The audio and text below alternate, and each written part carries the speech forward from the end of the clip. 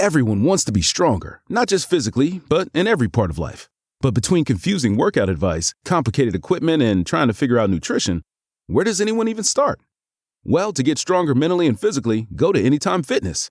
You'll get a personalized training, nutrition, and recovery plan, all customized to your body, your strength level, and your goals. You'll get expert coaching to optimize your results, anytime, anywhere, in the gym and on the Anytime Fitness app. And you'll get anytime access to 5,500 gyms worldwide, all with the right equipment to level up your strength gains and your life. So get started at AnytimeFitness.com. That's AnytimeFitness.com.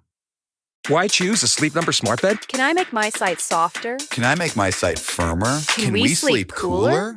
Sleep Number does that. Cools up to 8 times faster and lets you choose your ideal comfort on either side. Your Sleep Number setting. Enjoy personalized comfort for better sleep night after night. It's our Black Friday sale. Recharge this season with a bundle of cozy, soothing comfort. Now only $17.99 for our C2 mattress and base, plus free premium delivery. Prices higher in Alaska and Hawaii. Check it out at a Sleep Number store or sleepnumber.com today. Now, The Hunt Palmer Show. A magic beyond anything you could ever imagine. You are now listening to The Hunt Palmer Show. Brought to you by Sagrera Farms on 104.5 ESPN Baton Rouge. Locking down the middle of the day. You really think that's the best idea? Live from the Raising Cane's studio. This is Hunt Palmer. He's quite a piece of work.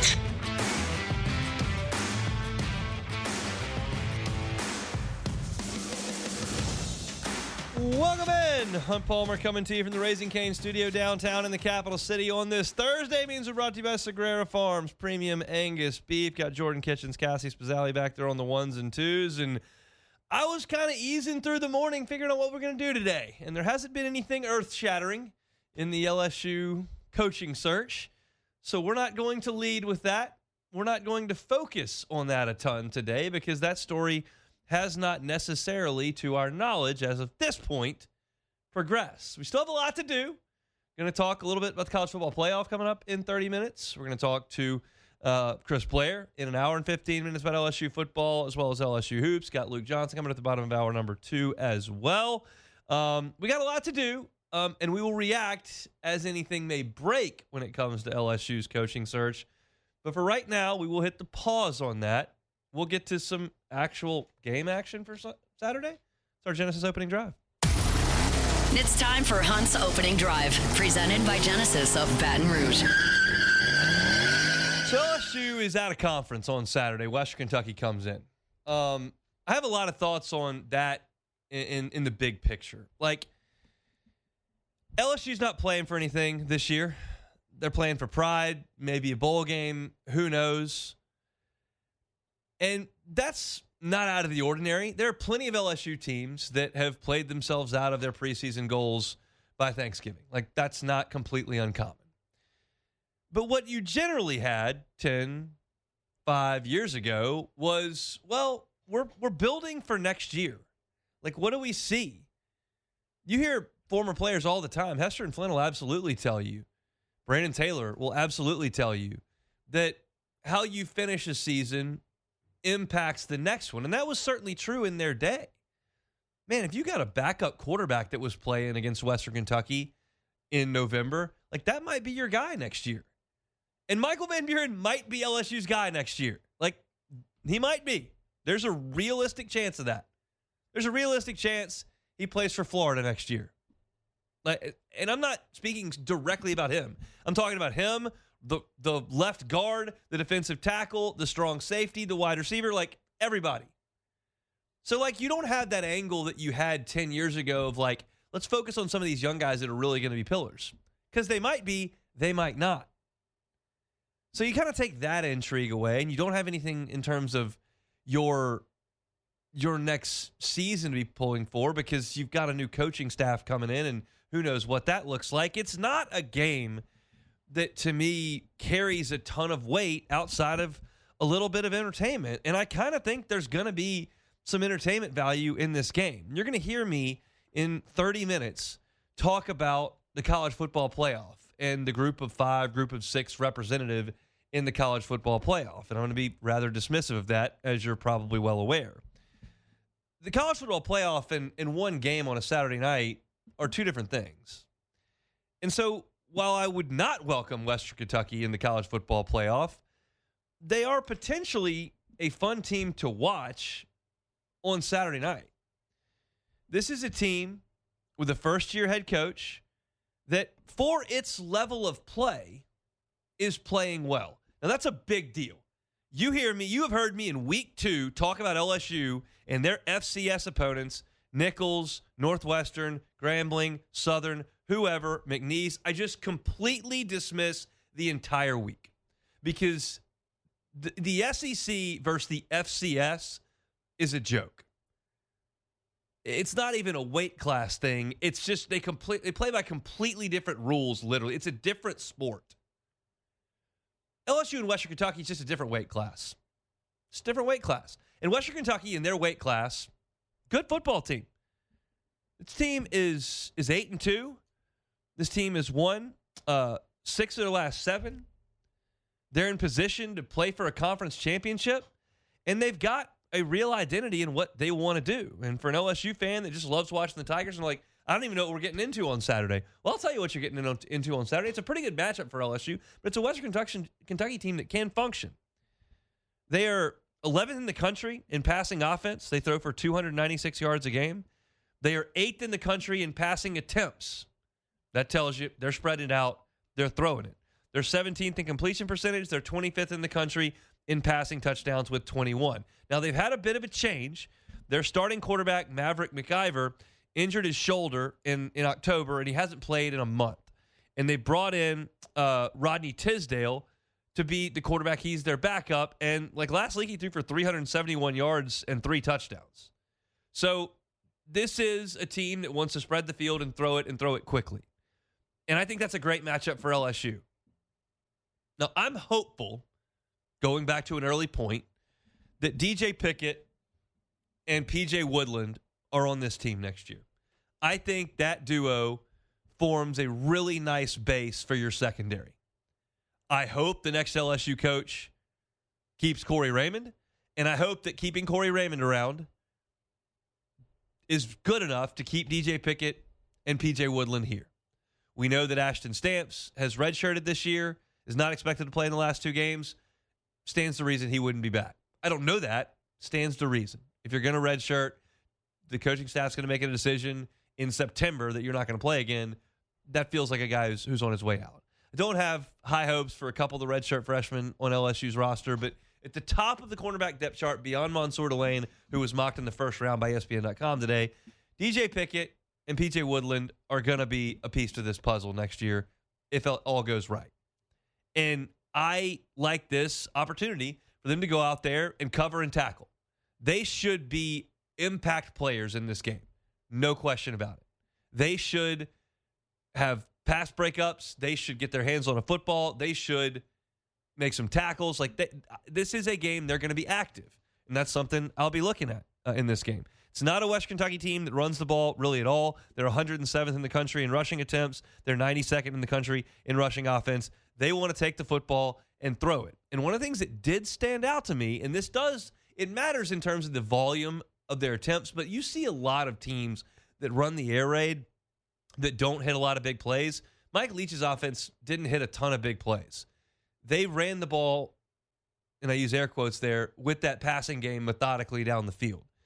Western Kentucky has created explosives. They're 4th in the country in 20-yard pass plays. Again, there's an element of it that is in the amount of passes you throw. You've got a better chance to break one for 20 yards. But 4th in the country in big pass plays is impressive for Western Kentucky. And the other piece that they've done very well is their red zone touchdown percentage is 17th in the country. That's very good for a team that throws it a lot because when the field shrinks, it gets harder to throw it. We know that from LSU, having terrible red zone offenses the last couple of years. This is a team that has been good in the red zone. Speaking of good in the red zone, we flip over to Western Kentucky's defense, and they're very good in the red zone as well. 4th in the country in red zone touchdown percentage allowed. That's excellent. None of their other defensive metrics are all that good. Like, their run defense is 110th in the country. That's awful. Total defense, 97th. That's awful. Yards per carry allowed, they're 128th. That's about as bad as you can do. And while I've pushed back and had conflicting thoughts on whether or not LSU could run at Ole Miss, whether or not LSU could run the ball at Alabama. Like, LSU has not really run the ball. Against Western Kentucky, you should probably be able to run the ball. Like, I think against Western Kentucky, you should be able to push forward and run it. I can have my doubts about Alabama. I can have my doubts about Ole Miss. Against Western Kentucky, sure. Lean forward and run the ball. They've covered okay, Western Kentucky has. They're 8th in the country in completion percentage around, and they're allowed, and they're 9th in the country in passing touchdowns allowed. They've only allowed 8. So this is a good Conference USA football team that LSU is going to play on Saturday. And I feel like I have a little bit of credibility in saying that because you're going to hear the coaches say, oh, it's a really good team. You're going to hear the players say, oh, they're a really good team. And you'll hear some media folks that try to pump sunshine here and there. Like, I'm not here for that. I tell you, in week 2, when they play these FCS teams, this is a waste of everyone's time.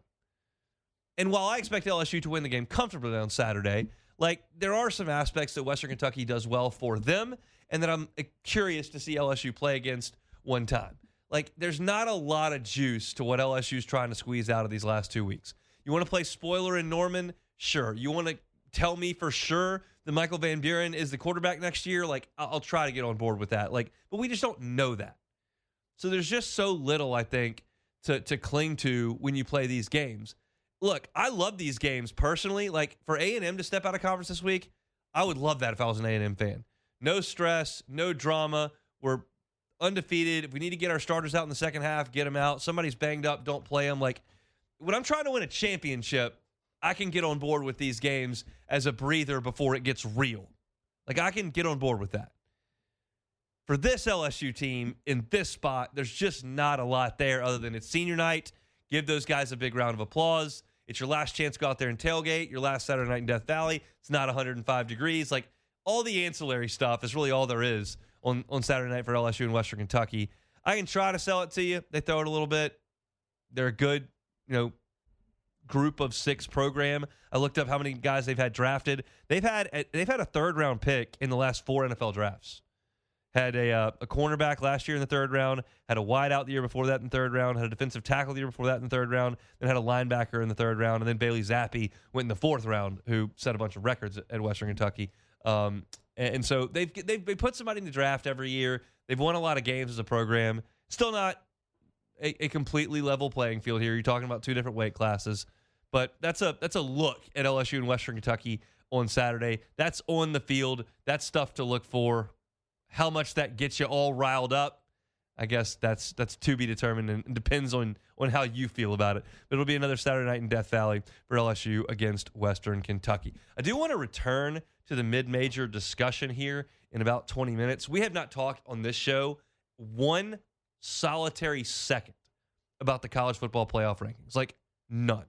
I have not mentioned it once because LSU has not been relevant in it all year, and we stick to what LSU does. But I just laid out what LSU's got this week. It's not a lot, and there's not anything really pertinent on the coaching side of things right this very second. Now, that can change in this commercial break that's coming up, but right this very second, nothing to stand out. Now, so I'm going to get to that in 15 minutes, but when we come back, just something that I'm observing so you don't have to. I know you're not paying attention to this, but I am, so I'll let you in on it. And you can take that little bit of information as we move forward here close to December. Again, you've not paid attention to this at all. I have, so we'll talk about that next. The Hunt Palmer Show. Swing Easy Golf Club in Baton Rouge. Do you want a free session at Swing Easy Golf Club in Baton Rouge? Well, of course you do. Do you want an ESPN swag bag? Of course you do. Do you want hoops tickets? Of course you do. Tune in on Sunday, 11 o'clock, 104.5 YouTube stream. I'll be at Swing Easy Golf Club, trying to make a hole-in-one on the simulator at the 7th hole at Pebble Beach. All you have to do right now is go to Instagram or Facebook and go to 104.5 ESPN's account, Instagram or Facebook. Guess how many shots it's going to take me to make a hole-in-one. The closest guess is going to win all of that I just laid out. 2 hours of Swing Easy, ESPN swag bag, hoops tickets, all yours if you guess. I'll tell you this. I'm looking at the guesses. They seem a little low. A lot of 25, 125, 300. This could take over 1,000 shots. This could take 1,800 shots. This could take 2,000 shots. I'm going to be there on Sunday afternoon, streaming live at 11 o'clock. You don't have to be there to win. You just have to enter on the Instagram or Facebook accounts. And we welcome you to watch live on YouTube while you're hanging out Sunday watching football. That's where I'll be. Swing Easy Golf Club in Baton Rouge. Segan at Perkins. Go to Instagram or Facebook on our account to enter your guess and win. It's Swing Easy Golf Club in Baton Rouge. You're listening to The Hunt Palmer Show, brought to you by Sagrera Farms.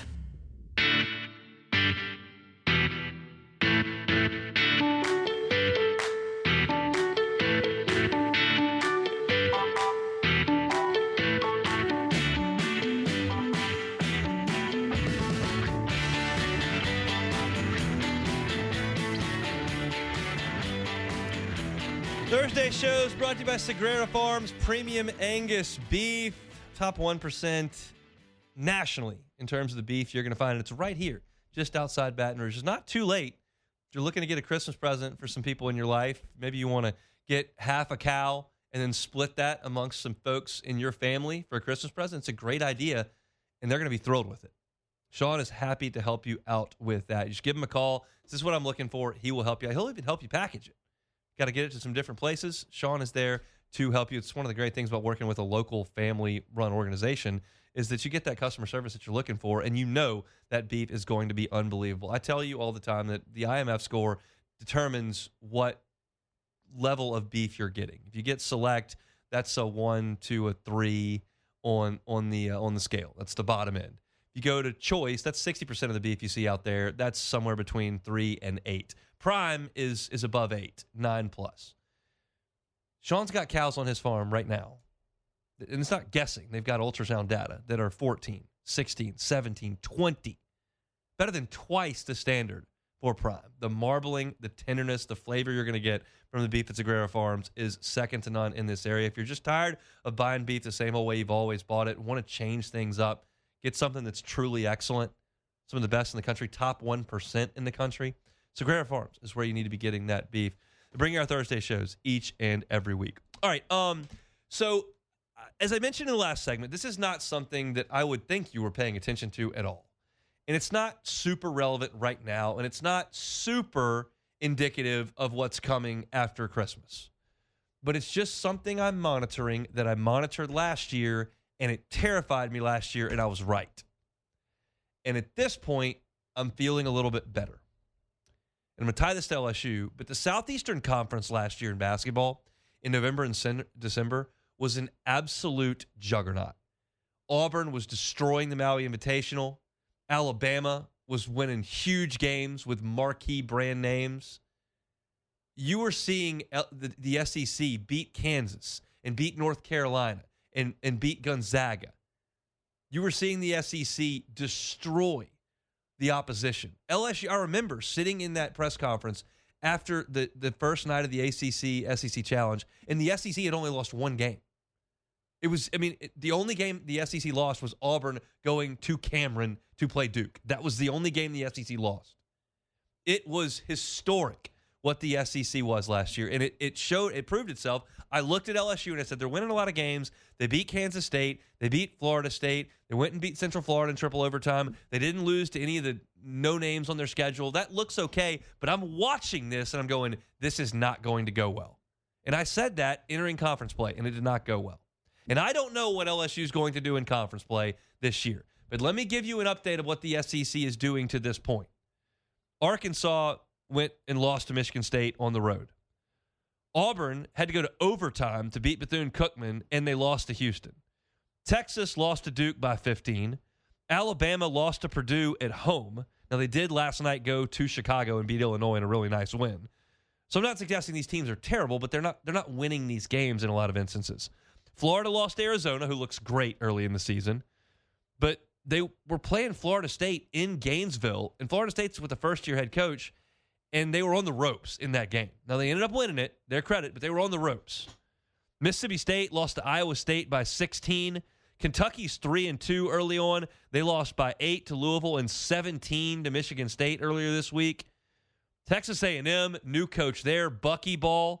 They're 3-2. They lost by 24 points to Oklahoma State. They lost by 12 to Central Florida. They only beat Montana by 5 back on Tuesday. And then you look at Oklahoma, who had a first-round pick last year. They're 2-2. They lost to Gonzaga by 17, and they gave up 105 points in a loss to Nebraska. Plus, of the undefeated teams, Ole Miss and Austin Peay were tied with 6 minutes to go. Missouri beat Southeast Missouri State by 5. Like, I'm just looking around the league, and it's far from a disaster. It's probably the best league in the country again. Hopefully not, but it probably is. But they're not winning every single one of these games. In fact, they're losing more than they win. And I'm okay with that. As great as it was for the teams in the league that could get to 500 last year, to get into the tournament because the SEC got so much respect last year. They got 14 teams in. LSU's program was not in a place to compete with that. It showed. This team, I think, for LSU, they've elevated a little bit. Now, we can't know that based on the teams LSU has played to this point in the schedule. They're playing awful basketball teams. Awful. I sat there courtside and watched them play on Tuesday, and Alcorn's awful. They're tiny. They're bad.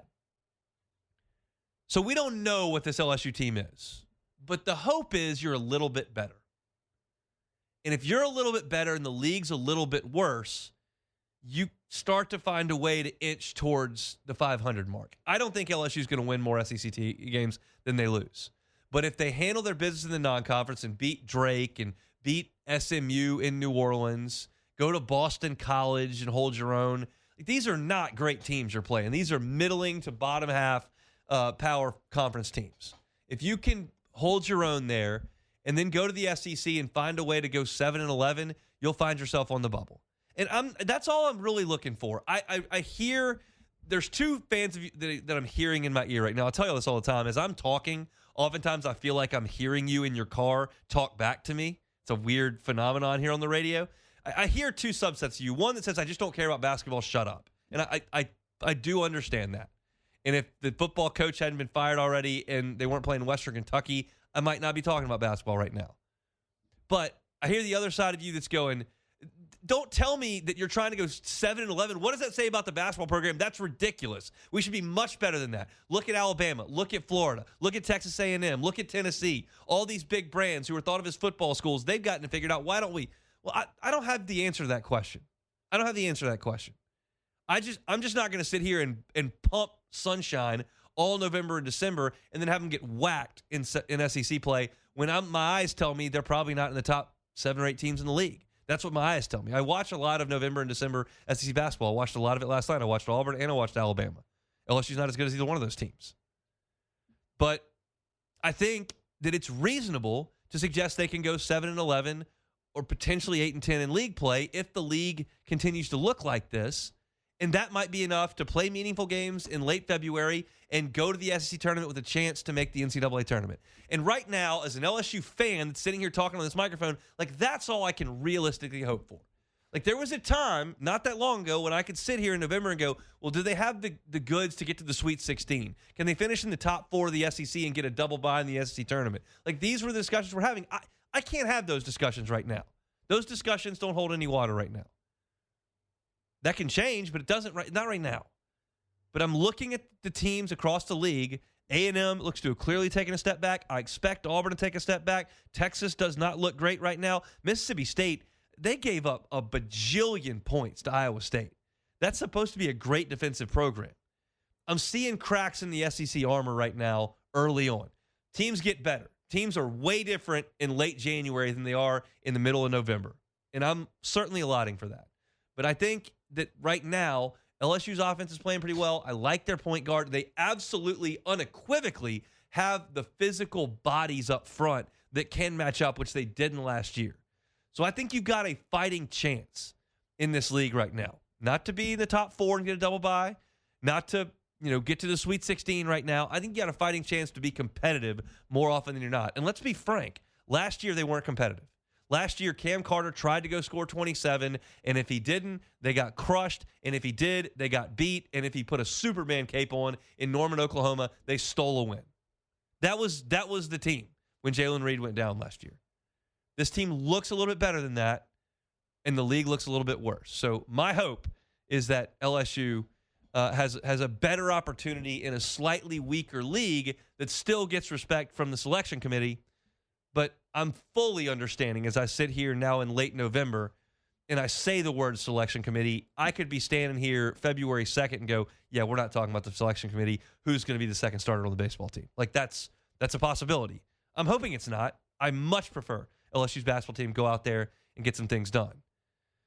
I'm just telling you, while I doubt you're watching a lot of SEC basketball on Tuesdays and Saturdays and Sundays, like, I'm paying attention, and I'll keep a feeler out on that, and we'll talk about it as it progresses. You've got 2 more games for LSU before the real non-conference stuff starts a week from tomorrow. And then we'll have that discussion. But just dropping in with a little bit of basketball, 12 minutes in the course of a week. We'll back to football. I think I want to talk about the college football selection committee, but let me look and see before I go to break. Okay. Yes. Matt has an update on the coaching search. I spoke with him a little bit earlier. I wasn't going to do anything out of order here. There's a story up at LouisianaSports.net you can read. I know what's in that story, and we're going to talk about it because there is an update to this story, and it is the LSU pursuit of Lane Kiffin. Matt's published it at LouisianaSports.net. We'll talk about it next. The Hunt Palmer Show. Genesis of Baton Rouge, genesisofbatonrouge.com. If you're looking to drive, say, from Oxford to Baton Rouge over the course of the next couple of weeks, and you're looking for some wheels to do that, well, Genesis is a great option there. If you need to drive back from Baton Rouge to Oxford, maybe to pack your things to bring back, Genesis of Baton Rouge might be a great opportunity for you to rent a vehicle. Who am I talking about? Who knows? I doubt Lane Kiffin needs a vehicle. He's probably got a plane. But you may not have a private plane. Get a Genesis from Genesis of Baton Rouge if you're going on a road trip this fall. It's an awesome place to get by, deal with their customer service folks, get behind the wheel of one of the safest cars on the road that also has all the luxury that you're looking for.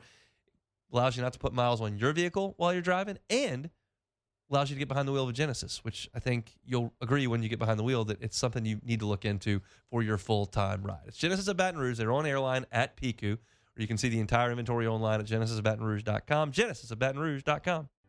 This is the Hunt Palmer Show, brought to you by Sagrera Farms.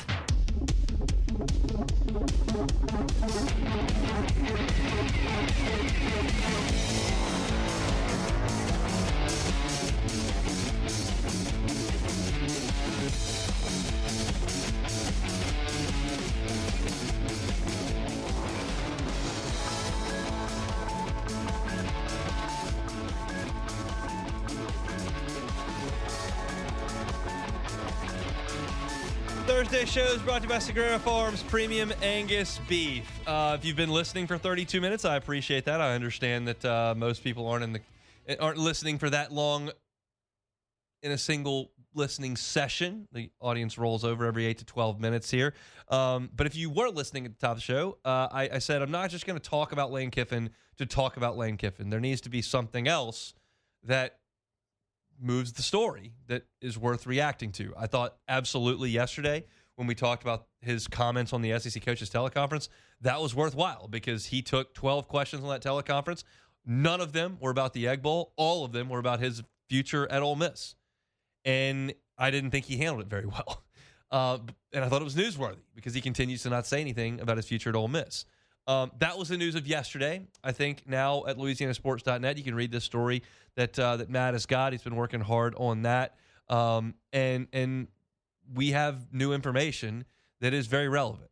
The temperature in Oxford has reached an untenable level. I don't know, because I don't know Lane Kiffin, obviously. That goes without saying. I don't know that he knows that. I think there's a part of Lane that kind of lives in his own bubble. But I've listened to a lot of Ole Miss podcasts. I've read a lot of stories. I've seen the reporting on message boards and whatnot. People that are talking to people in Oxford. You don't have to talk to Lane Kiffin to take the temperature of the situation. You probably need to go talk to him to get an outcome on this thing. But the temperature around the situation, you don't have to get to Lane for that. You can figure that out. There are players families, there are coaches families, there are boosters, there are administrators, there are staffers. Like, you can take the temperature in Oxford without talking to Lane. I don't know if Lane knows it, but it is bad in Oxford right now because you were in the middle of the best run in school history, the best season in school history. Heights they have not reached in people's lifetimes in that fan base. And it is all being destroyed.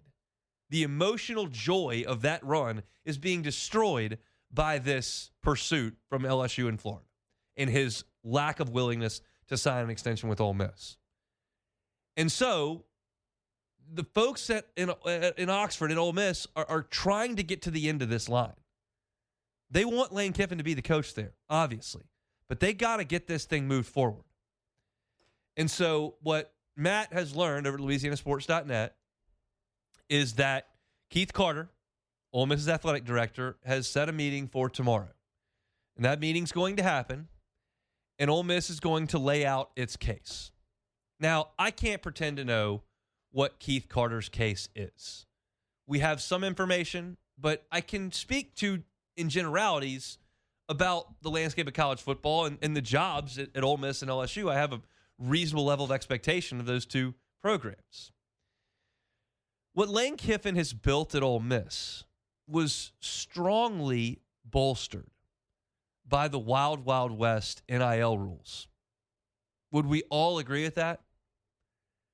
Their collective, the Grove Collective, was brilliant in its ability to pool a lot of money quickly and allocate it to the coach's liking. And that's how they brought in the number one portal class in the country with Walter Nolan and Princely Umanmielen and Trey Amos, Pooh Paul. They ended up with Trey Harris. Like, they went and got a monster haul when the rules were you can pay anybody anything you want. Those aren't the rules anymore.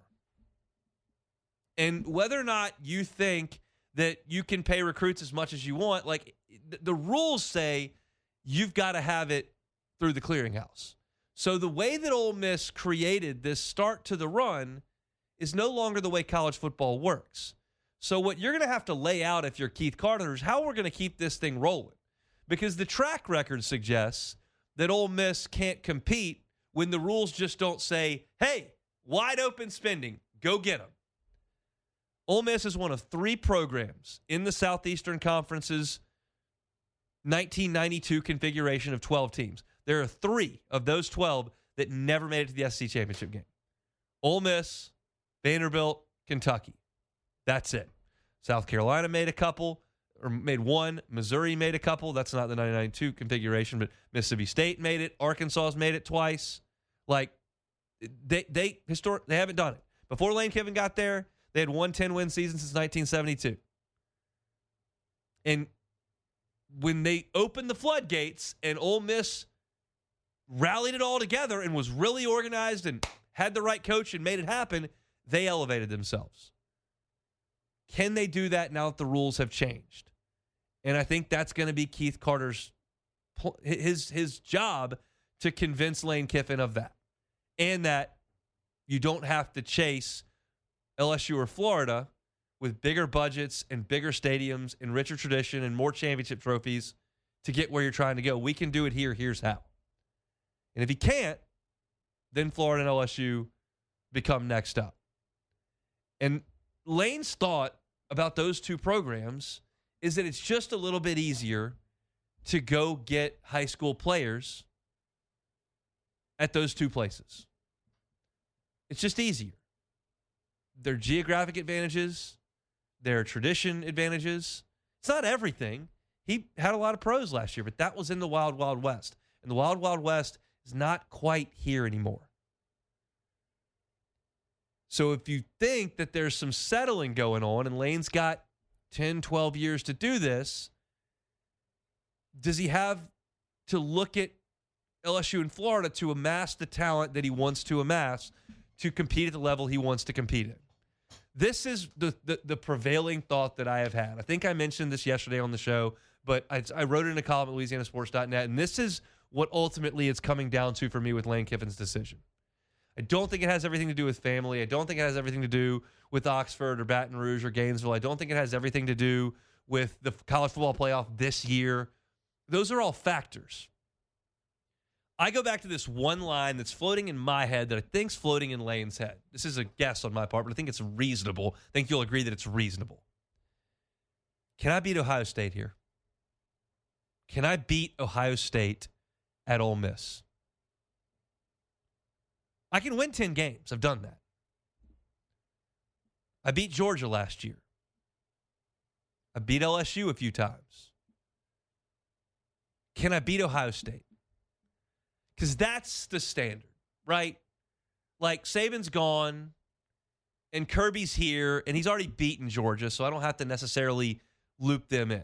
But it's less about the actual Ryan Day system at Ohio State and more about that's the standard that you have to get to.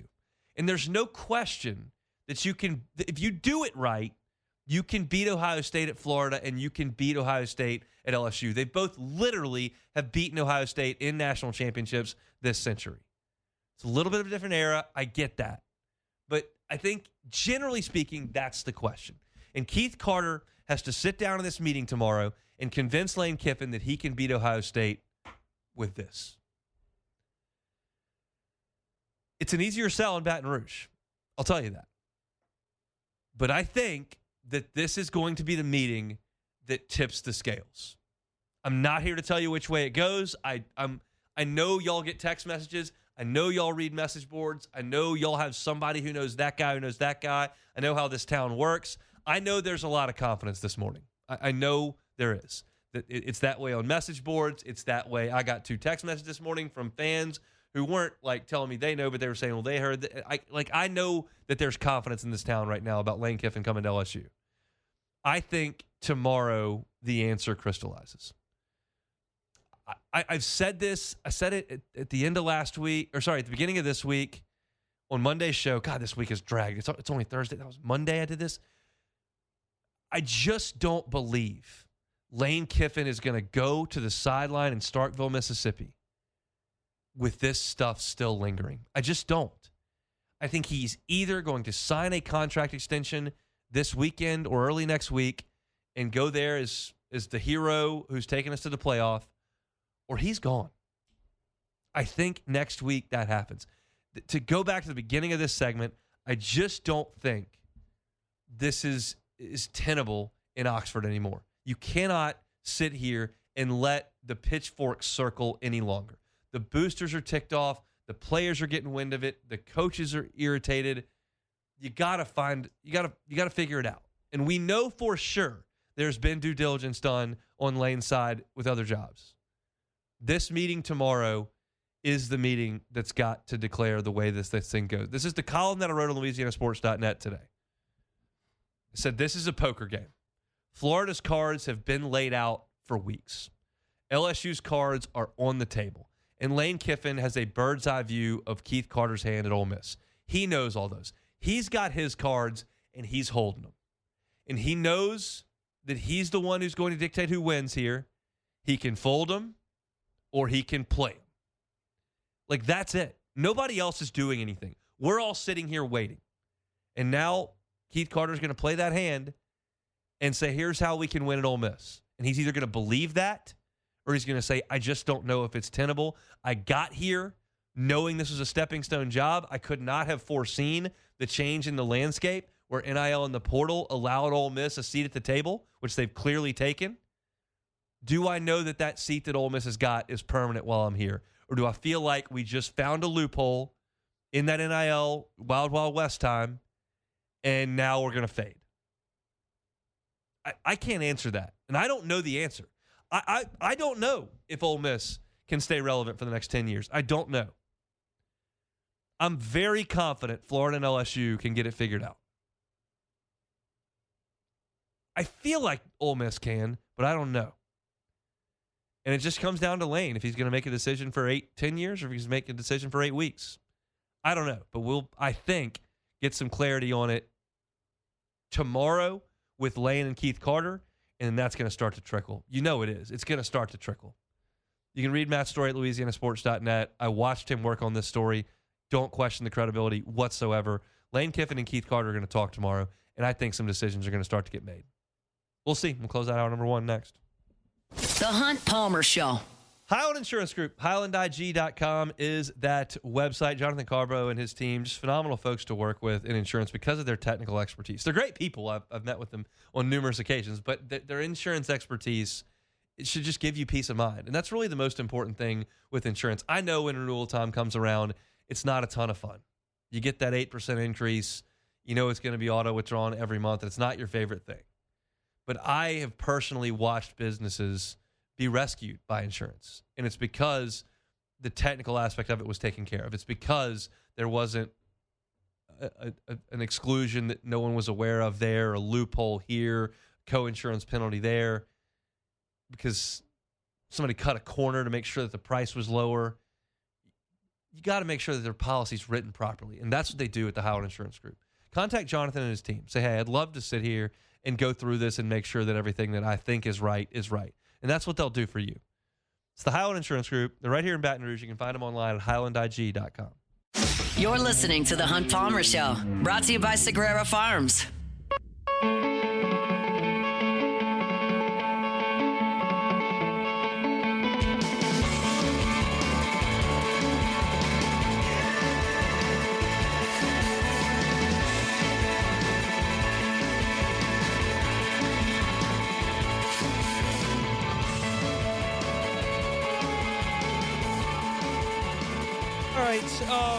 I'll close out the hour here with just a passing thought. Y'all know where I stand on this. This is not going to be new information to you, but I just felt the need to drop it in here while I have 6 minutes.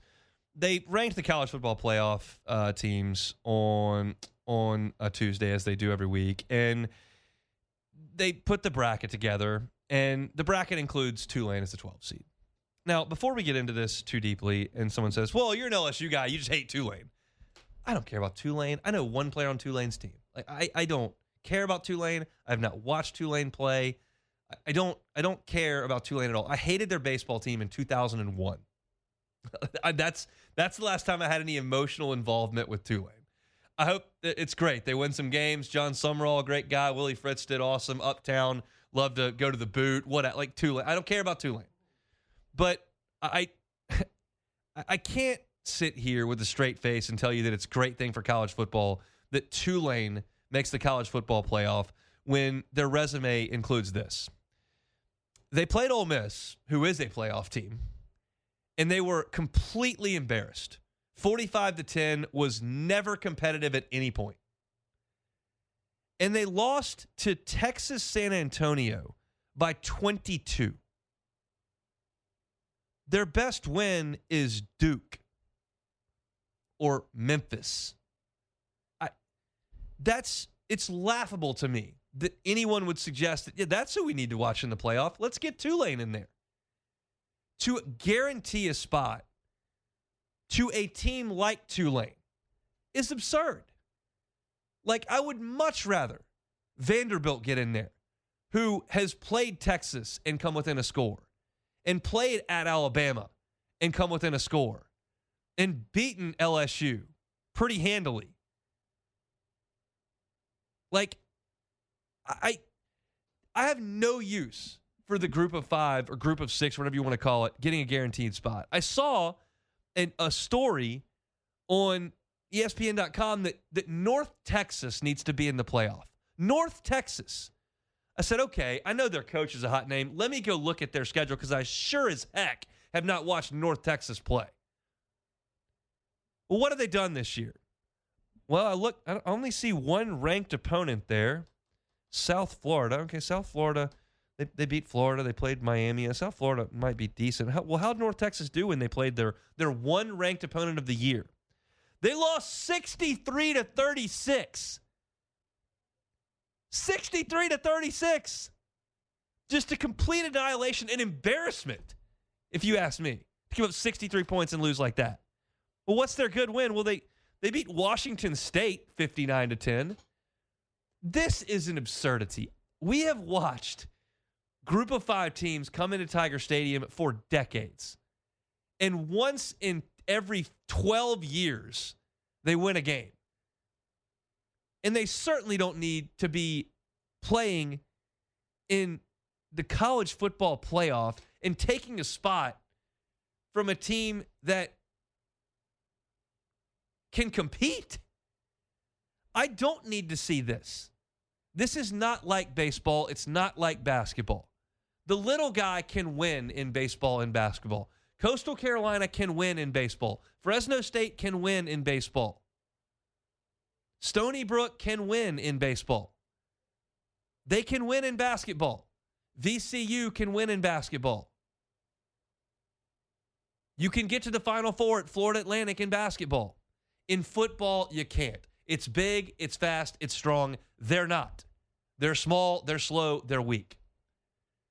And for us to continue, we did something good as a college football world last year, and we saw this ridiculous structure that had Tennessee and Ohio State playing in the opener and Boise getting a bye.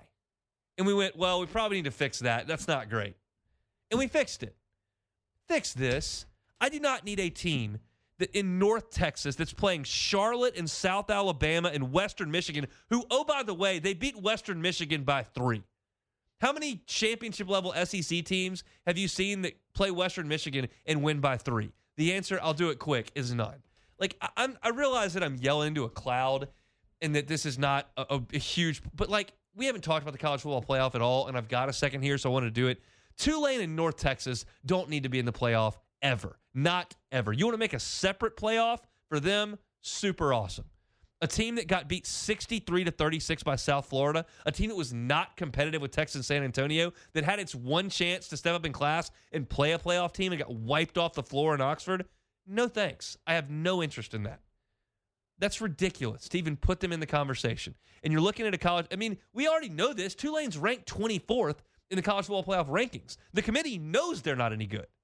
But we've reserved a spot so everyone gets a seat at the table. You don't get a seat at the table. Go find your own table. No use for that.